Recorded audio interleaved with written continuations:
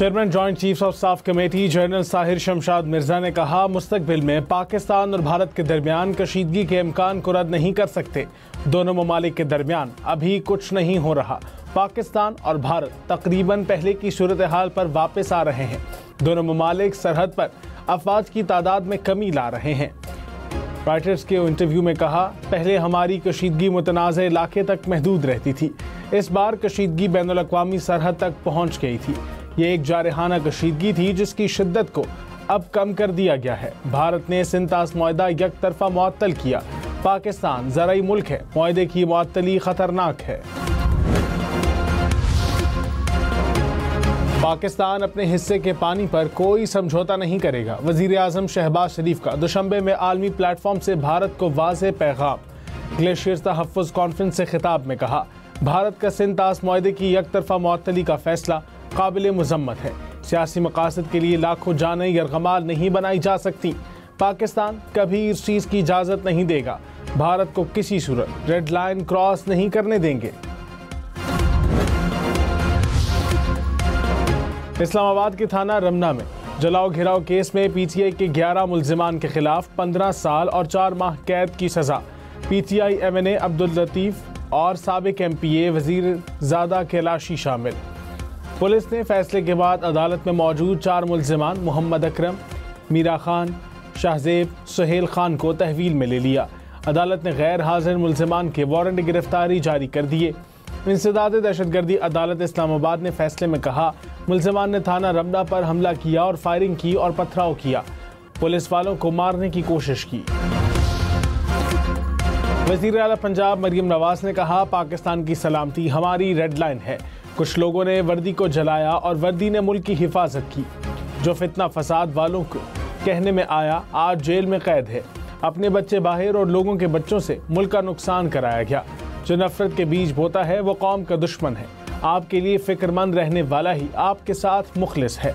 नौजवान पाकिस्तान के लिए बयानुम मरसूस बने। पाकिस्तान हमारी मट्टी है, कभी इसके खिलाफ कदम ना उठाना। पानी पाकिस्तान की रेड लाइन है। 24 करोड़ अवाम के बुनियादी हक पर आंच नहीं आने देंगे। फील्ड मार्शल सैयद आसिम मुनीर का दो टोक पैगाम।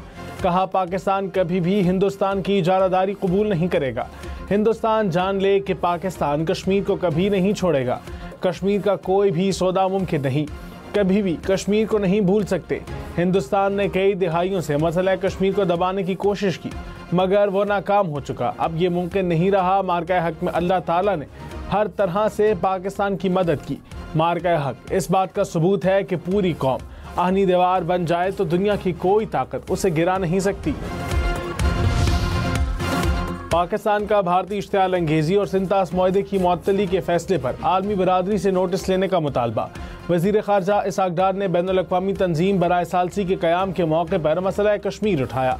कहा, बैनुल अक़वामी तंजीम बराए सालसी का मुआहदा आलमी तनाज़ात के हल के लिए नए दरवाजे खोलेगा। मकबूजा कश्मीर से लेकर फ़लस्तीन तक देरीना तनाज़ात अमन व सलामती के लिए ख़तरा है। आलमी बरादरी भारत के बैनुल अक़वामी क़वानीन की खिलाफ वर्जी का नोटिस ले।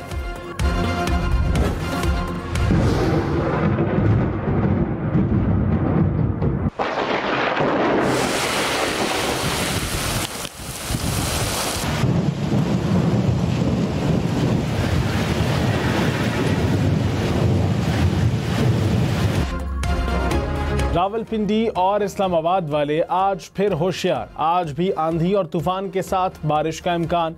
बिजली के खंभे, दरख्त, गाड़ियों और सोलर पैनल समेत कमजोर इंफ्रास्ट्रक्चर को नुकसान का खदशा। महकमा मौसमियात ने अलर्ट जारी कर दिया। खित्ता पोठोहार और भलाई खैबर पख्तूनख्वा में भी तेज हवाओं के साथ मूसलाधार बारिश और यालाबारी की पेशगोई। कश्मीर और गिलगित बल्तिस्तान में भी गरज चमक के साथ मूसलाधार बारिश मुतवक्के। पंजाब और खैबर पख्तूनख्वा में गैर मामूली आंधी, तूफान और बारिशों में की वजह से तबाही। 3 दिन के दौरान तूफान और बारिशों से हादसात में 11 अफराद जाँ बहक हुए। पंजाब और खैबर पख्तूनख्वा PTM की रिपोर्ट जारी। खैबर पख्तूनख्वा में 8 और पंजाब में 3 अमवात रिपोर्ट हुई।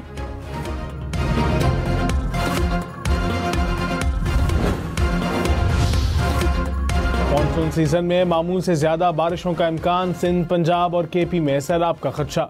महकमा मौसमियात के मुताबिक मुल्क के वस्ती और जनूबी इलाकों में ज्यादा बारिशें होंगी। खैबर पख्तूनख्वा और गिलगित बल्तिस्तान में मामूल से कम बारिशें मुतवक्के।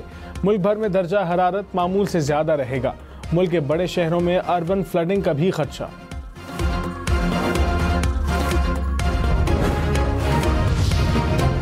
सदर मुमलिकत आसिफ अली जरदारी ने कहा, पाकिस्तान को इस वक्त सियासी इस्तेहकाम और कौमी इत्तेफाक राय की अशद ज़रूरत है। तमाम जमहूरी क़ुव्वतें साथ चलती रहें ताकि मुल्क की तरक्की और खुशहाली को यकीनी बनाया जा सके। मुल्क की मईशत को मजबूत बनाने के लिए सबको मुश्तरका हिकमत अमली इख्तियार करना होगी।